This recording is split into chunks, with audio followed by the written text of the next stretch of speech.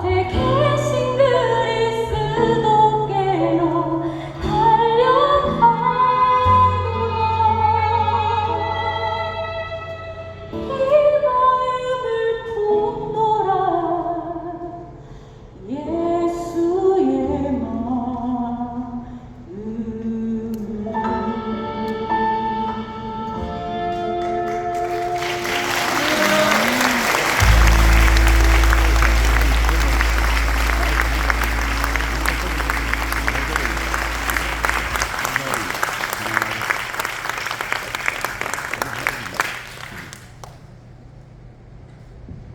할렐루야. 아멘. 감사합니다. 유진성 목사입니다. 박수 안 듣겠습니다. 이름 때문에 오해를 많이 받습니다. 아니, 어떻게 유기성 목사님을 초대했느냐? 가보면 유진성 목사고, 가까운 모산나교회, 내가 교회 목사님이 유진소 목사님입니다. 유진성도 아니고 유기성도 아니고 유진소도 아니라 해운대 저기 시골에 있는 유진성 목사를 여러분 이 귀한 파송 예배에 설교자로 세우신 교육자 선교회와 부산 지방의 용기에 찬사를 보냅니다. 하여튼 저는 부르심 앞에 마음을 다하여 말씀 전하고 갈 겁니다. 오늘은 이제 리턴 투 갈릴리라는 제목으로 오늘 오전에 부흥회 하셨다면서요. 그리고 부흥회하고 가슴이 뜨거운 이 시점에 여러분 순복음 목사를 잘 부르셨습니다. 실제로 저는 8년 전에는 통합 측 장로교 목사였고 부름을 받고 이제 순복음으로 전향을 한 이제는 이제 새내기 순복음 목사입니다. 오늘 우리 선생님들 앞에 말씀을 전하려고 하니까 상당히 저는 가슴이 떨리고 감사합니다. 여러분 지금 잘 보이실지는 모르지만 저는 상당히 착한 사람입니다. 착하다라는 말은 선생님들을 상당히 존경하고 정말 존중하고 선생님들 생각, 판단, 실수 그 모든 것마저도 하나님께서 내 인생 앞에 베풀어 주신 인도자라는 것을 제가 믿기 때문입니다. 그래 옛날에는 선생님 그림자도 밟지 말라라고 했던 그 시제, 이제 요즘은 선생님을 그림자 취급하는 시대 아닙니까? 얼마나 또 노고에 소고가 많으시고 아프신지 언론의 기사를 통해서 듣지만 하여튼 하나님의 은혜가 이번 2박 3일 위로가 우리 선생님들에게 함께 하시고 또 그런 은혜를 가지고 다시 한번 우리의 마음을 되잡는 우리가 되었으면 좋겠습니다. 저는 이 파송 예배 시간을 통하여 청년 마가를 좀 살펴보기를 원하는데요. 여러분 가진 내용물 이제 성경 구절을 몇 구절 제가 뽑아놓았습니다. 여러분 청년 마가를 아십니까? 마가라고 하면 예수님의 12제자는 아닙니다. 그런데 이 마가가 마태마가, 누가, 요한 4복음서 중에 최초의 복음서를 기록하는 사람이 되어집니다. 그러면 성경에 이 마가가 어떠한 인물로 기록되어 있는가? 우리는 구석구석 조각난 이 마가라는 이름을 끌어모아 다시 한번 재구성하여서 이 마가의 정신으로 우리 선생님들을 파송하기를 바라는 겁니다. 사도행전에 6번에 걸쳐서 마가가 등장합니다. 마가복음 12장 12절. 죄송합니다. 긴장을 하나 봅니다. 사도행전 12장 12절에 의하면 마가라 하는 요한의 어머니 마리아의 집에서 기도를 하고 있는 모습을 발견하게 됩니다. 그때 처음 등장합니다. 마가라 하는 요한. 마가라는 이름은 당시의 헬라식 이름이고 요한은 히브리식 이름입니다. 옛날 일제시대 때 일본식 우리나라 말 이름이 있었듯이 마가라 하는 요한이라는 이름으로 등장을 하지요. 어머니 마리아가 등장합니다. 그러니까 당시에 야고보와 베드로가 옥에 갇혔을 때 마가라 하는 요한의 어머니 마리아의 집에서 열심히 기도하는 뜨거운 집안의 아들이었다라는 것이 드러나지요. 아시는 대로 오순절 성령 강림 사건이 마가의 다락방이다라고 추측을 하는 근거가 12장 12절에 있는 겁니다. 그러니까 제법 좋은 신앙 아래서 그리고 120명의 문도가 다락방에 들어갈 정도로 제법 잘 사는 집안의 도련님이었다라는 뜻입니다. 그러니까 어릴 적부터 좋은 신앙에서 될성 부른 나무로 자란 청년이 마가였습니다. 그런데 마가복음 또 죄송합니다. 사도행전 12장 25절에 보면 두 번째로 등장을 하는데 그 바울과 바나바가 안디옥에서 목회를 하다가 예루살렘 교회가 어려움에 처하자 연보를 하여서 보내고 그 연보를 들고 두 사람이 왔다가 머물렀던 곳이 아마도 마리아의 집이었던 것 같습니다. 떠나려고 하는데 이 마가라는 이 청년이 제법 될성 부른 것 같거든요. 그래서 스카웃을 해서 데려갑니다. 안디옥에 데려가서 길러보겠다는 뜻이었죠. 여러분, 우리 선생님들이 제자들을 보듯이 될성 부른 제자가 있지 않습니까? 여러분, 제가 또 강조하지만 저는 중고등학교 때 될성 부른 학생이었습니다. 믿거나 말고. 딱 도착을 했는데 성령께서 얄궂게도 바울과 바나바를 선교사로 파송을 해버리네요. 그래서 바울과 바나바가 선교사 1차 전도여행을 떠날 때 마가를, 그래서 마가복음 또 죄송합니다. 사도행전 13장 5절에 마가를 수행원으로 데리고 떠납니다. 그런데 구브로섬을 지나 이제 그 섬나베, 지금의 터키 남부에 있는 밤빌리아 섬 바보라는 지역에 도착을 합니다. 거기에서 마가가 겁에 질려 예루살렘으로 도망을 갑니다. 바울과 바나바는 그 지역을 넘어 타우르스 산맥을 넘어 루스드라, 더베 지역을 지나 1차 전도여행 아시죠? 돌에 맞아 죽을 지경을 견디며 돌아옵니다. 이게 지금 마가에 대한 얘기거든요. 그리고는 이제 마가는 어디 있는지 몰라요. 근데 다시 안디옥에 온 것 같습니다. 1차 전도여행을 마치고 바울과 바나바가 안디옥에서 청년 마가를 만납니다. 그런데 또 성령이 감동하셔서 바울이 1차 전도여행 했던 그곳을 내가 재방문해보자 라고 마음을 먹고 갈라는 찰나에 아시는 대로 위로의 사람 바나바는 내 조카인 마가를 데려가자. 바울은 저거 내가 진즉 알아봤다. 생긴 건 미소년처럼 멀쩡하게 생겨갖고 기도나 조금 하는 줄 알았는데 막상 현장에 데려가 보니 용기도 없고 저거 될성 부른 나무였던 거는 다 뻥이다. 막 때려쳐라. 여러분, 때려쳐라라는 표현을 아시죠? 이제는 나와 너 사이에 생각과 마음이 다르니 우리 각자의 길을 가자라는 경상도식 압축 발언입니다. 때려쳐라. 대판 싸우고 갈라서고 마가는 그때부터 성경에 사라집니다. 그러면 마가는 처음에는 될성 부른 나무였다가 인생 여정의 낙오자가 되어서 두 사람의 그 대판 싸움에 화근이 되어 어디에 몸둘 바를 몰랐겠죠. 그리고는 어딘가 사라집니다.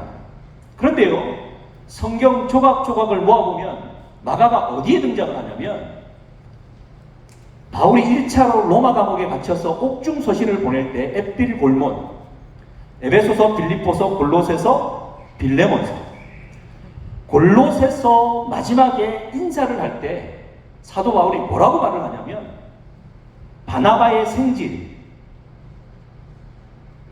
마가가 너희에게 무난한다라고 말을 합니다. 빌레몬서에서도 옥중서신 보낼 때 나의 동역자, 함께 갇힌 자 마가라고 말을 합니다. 그럼 보십시오. 인생의 그 힘을 가지고 정력과 능력을 가지고 출발했던 그 인생이 낙오자가 되어서 변방에 어디로 갔는지는 모르지만 무엇인지 일이 일어났는지는 모르지만 뭔가가 변화가 있어 마가가 선교의 동역자가 되어 있었다라는 겁니다.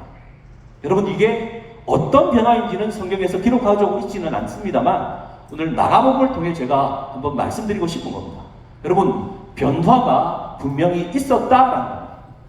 우리 선생님들은 인생에 어떤 변화를 겪으셨습니까?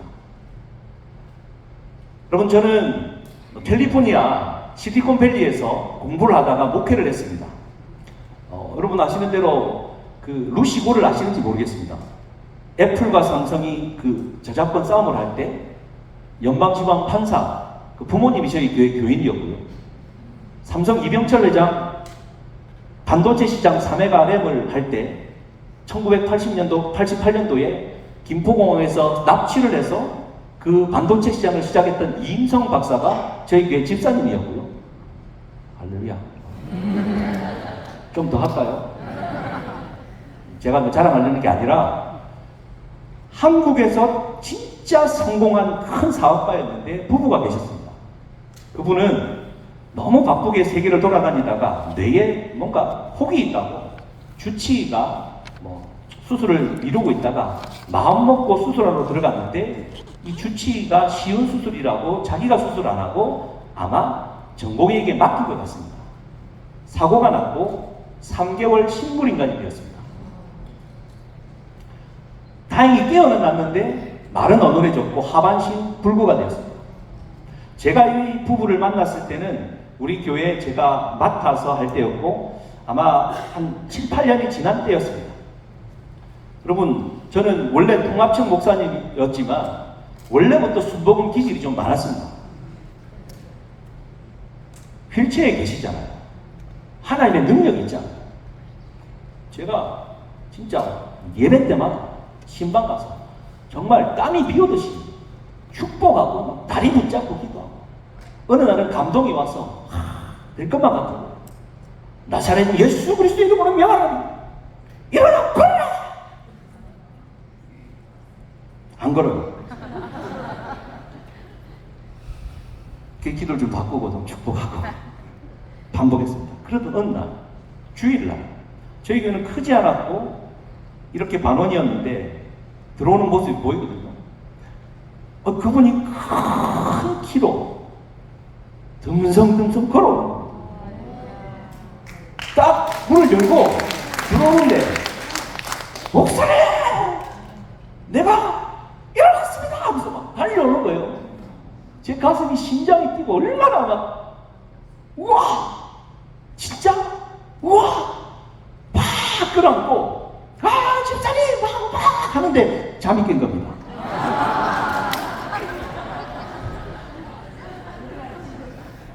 진짜인 줄 알았죠? 그 일이 일어났으면 저는 벌써 비행기 타고 세계를 돌고 있습니다. 근데 그 꿈이 깨고 바로 그 다음날 한국에서 전화가 옵니다. 저희 지금 부모님은 요 수영 요트 경기장 옆에 선박 수리소를 30년째 하고 계시거든요. 우동 어촌계에서. 좀 위험한 일인데 어머니가 평생 아버지 어머니가 그 노가다입니다. 근데 벨트가 돌아가면서 어머니 손이 빨려 들어가서 이제 손이 타는데 또 어머니가 또 센스가 있어서 이쪽 마디는 날아가서 떨어져 갖고 덜덜 이제 주었고 가운데 손가락이 나타나 보니까 손톱만 조금 남아있어요.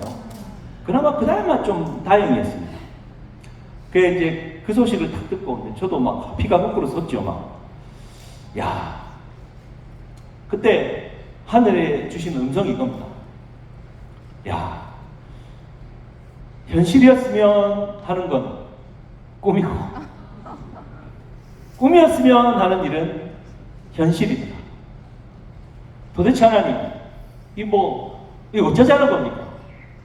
목사 만들어 놓고 능력도 안 주고 그렇다고 진짜 이게 현실이었으면 하는 이게 꿈이 되어버린 그 즉시로 한국에서 날라온 소식은 엄마 손가락 다 날라간다.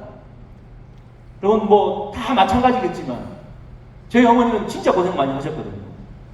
지금도 기도 많이 하고 계시고 그래 그 작은 체구에 150도 안 되는 작은 체구에 그 곱디곱디 작은 손에 그 손가락 2개 날리면 하나님이 어쩌라는 겁니까? 하여튼 원망과 눈물의 기도를 많이 했습니다. 여러분 어떻습니까? 우리 인생이 그런 거 아닙니까? 생각보다 내 계획과 내 기도와 바람대로 안 되는 게 우리의 삶 아닙니까? 선생님들의 인생도 마찬가지 아닙니까? 선생님들이 바라는 대로 아이들이 커주면요 얼마나 좋겠습니까만 저처럼 이렇게 잘 자라주면 좋겠습니다만 예? 그게 그렇지 않지 않습니까? 하다 보면 넘어지고 하다 보면 실패하고 좌절하고 그런데 오늘 이 마가 이 청년 마가를 이야기할 때 저는 그 마음이 들었습니다. 마가는 분명히 넘어졌습니다. 실패했습니다. 더 이상 안면이 부끄러워 어디 나올 수도 없었습니다.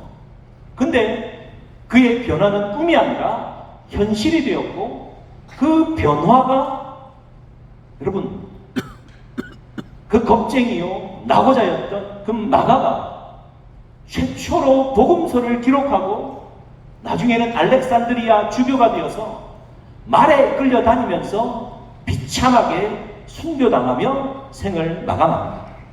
그럼 도대체 그 실패자 마가의 인생에 다시 한번 기회를 허락하신 하나님의 역사 도대체 무슨 일이 있었는가 라는 사실은 우리는 알 수 없습니다. 그렇지만 마가복음에 마가가 복음서를 기록하면서 이런 얘기를 담아 놓았거든요. 오늘의 핵심은 이겁니다. 제가 시간이 좀 늦어졌기 때문에 이 파송 예배 때 설교 길게 하다가는 유기성이고 유진성이는 사라질까봐 제가 최선을 다해서 속전속결로 하려 합니다. 정신 바짝 차리십시오. 마가복음은 제일 짧은 복음서입니다. 1장부터 16장까지 16장 20절까지 되어 있는데요. 16장 9절부터 20절까지는 후대에 붙여진 글입니다. 마가복음은 1장 1절에서 16장 8절까지가 마가의 기록입니다. 마가복음을 쭉 읽어보시면 알겠지만 두 단어가 끊임없이 반복됩니다. 첫 번째가 곧 47회나 반복됩니다. 두 번째로 반복되는 말이 다시라는 말입니다. 27번이나 반복합니다. 여러분 곧이라는 단어는 무슨 의미이겠습니까? 마가의 자기 반성의 언어입니다. 하나님의 부르심 앞에 그때 내가 즉시로 순종했었어야 되는데 또 뭔가가 캥기고 뭔가가 불안하여 돌아서고 넘어졌던 자신의 인생을 돌아보며 복음서를 기록하며 진짜 복음의 핵심은 하나님의 말씀이 주어질 때 즉시 곧 순종하는 것이다 라는 것을 강조하기 위한 것이죠. 다시라는 말은요 여러분 사도 마가의 자기 고백 언어입니다. 하나님이 나 같은 인생 다시 한번 일으켜 주셨다. 여러분 인생이 끝난 게 아니지 않습니까? 한번 넘어졌다고 이게 끝난 게 아니지 않습니까? 다시 일어나는 것이 복음이다라는 사실을 마가복음을 통해 마가는 변증하고 있는 겁니다. 그래서 이 특징을 가장 잘 드러내는 두 가지 사건이 있는데 첫 번째가 마가복음 8장에 벳세다 맹인을 치유하는 장면입니다. 마가복음에만 기록되어 있습니다. 맹인이 왔습니다. 주님이 안수하여 기도했더니 눈을 떴어요. 근데 뭔가 나뭇가지 같은 것들이 보입니다. 그래 예수님이 다시 안수합니다. 그랬더니 밝아졌어요. 여러분 예수님의 능력이 없어서 두 번이나 안수하십니까? 그때 뭐 예수님이 안수하시다가 잠깐 딴 생각하신 겁니까? 마가는 두 번의 안수를 기억하고 있었습니다. 자신의 눈이 한 번 뜨여졌다라고 생각했는데 그게 다 뜨여진 게 아니라 여전히 어두웠던 자기 자신이었다라는 것을 보여주고 있는 거고 하나님께서 나에게 다시 안수하여 주셔서 내 눈이 밝아졌다라는 사실을 벳세다 맹인 기사를 통하여 우리에게 들려주고 있는 겁니다. 그리고 오늘 읽었던 마가복음 14장의 이 기록에 따르면 여러분 마가복음에만 기록된 얘기입니다. 여러분 닭이 울기 전에 3번 네가 나를 부인할 것이다 라고 다른 복음서에는 기록하는데 아시는 대로 마가복음에만 닭이 몇 번 웁니까? 세 번 옵니까? 여러분이 가진 성경은 세 번입니까? 네, 제가 가진 성경은 두 번 옵니다. 여러분,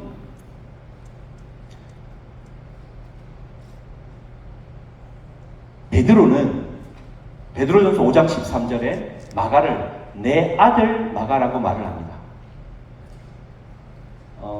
아마도 마가가 그 타우루스 산맥 같아서 겁에 질려 버가에서 예루살렘으로 돌아와 그냥 칩거하고 있을 때 베드로는 삼촌뻘 되는 베드로는 아버지뻘 되는 베드로는 마가에게 와서 위로하면서 많은 얘기를 해줬을 겁니다.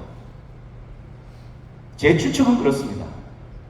베드로는 마가를 위로하며 예수님이 십자가에 달리기 전날 자신이 경험했던 그 순간을 되짚으며 조언했겠죠. 마가야, 사실 예수님이 닭 울기 전에 네가 3번 나를 부인할 것이다 말을 하셨다. 근데 나는 그런 인간 아니었거든. 나는 자신 있었다. 근데 닭이 한번 울더라. 근데 닭 울음소리가 내 귀에 들렸다. 근데 내가 그 울음소리를 철저히 무시했다. 닭 울음소리가 들리더라도 나는 괜찮을 줄 알았다. 근데 예수님과 눈이 마주치고 닭이 두 번째 오는 순간 저 닭 울음소리는 닭 울음소리가 아니라 청천벽력과 같은 번개와 천둥과 같이 들렸다. 닭 울음소리가 두 번째 오는 순간 내 인생은 완전히 꼬꾸라졌고 그랬다. 마가야, 너도 닭 울음소리 한 번 들린 거야. 그러나 주님은 너 인생을 향해 끝이 아니라고 두 번째 닭 울음소리가 울리면 넌 그때 하나님 나라를 위해 죽는 거라고. 아직 두 번째 울음 울지 않았으니 용기를 내라 말했지 않았겠습니까? 마가는 그 고스란히 얘기를 다 기억하고 있다가 다시 태어나 하나님의 영광을 위해 달려가고자 했던 그 청년 마가의 정신으로 닭이 두 번째 울기 전에 네가 3번 나를 부인할 것이다 라는 얘기를 기록했고, 실제로 베드로는 닭이 두 번째 울었을 때 나가서 고꾸라졌다라는 기록을 명확하게 우리에게 들려주고 있는 것 아니겠습니까? 우리 사랑하는 선생님들, 주님의 이름을 간절히 축복합니다. 선생님이라고 하여 인생이 다 평탄한 것은 아니지 않습니까? 형통하십니까? 저는 진짜 선생님들 사랑하고 존경하기 때문에 선생님들은 똥도 안 싸는 줄 알았습니다. 정말입니다. 근데 선생님들도 살아보니 지금 제가 해운대 중학교 3학년 때 담임 선생님, 그때는 학생 주임일 때 얼마나 무섭던지. 여러분 매 어떻게 때리신지 모르지만 요 꿀밤부터 요래가지고 왼손잡이신데 오래갖고 요 관자놀이 있지 않습니까? 이거를 막 꽉꽉 치르는데 저 선생님은 왜 저러나 싶었는데, 여러분 몰랐는데 그때 저는 진짜 나중 40대 후반이 되고야 와서야 알았습니다.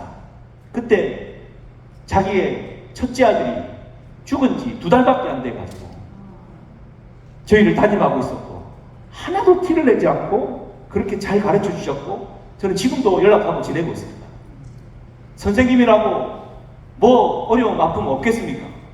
그러나 잊지 마십시오. 하나님의 복음은 한 번 실수했다고, 한 번 사건이 벌어졌다고 끝난 게 아니라 닭이 한 번 울었다라고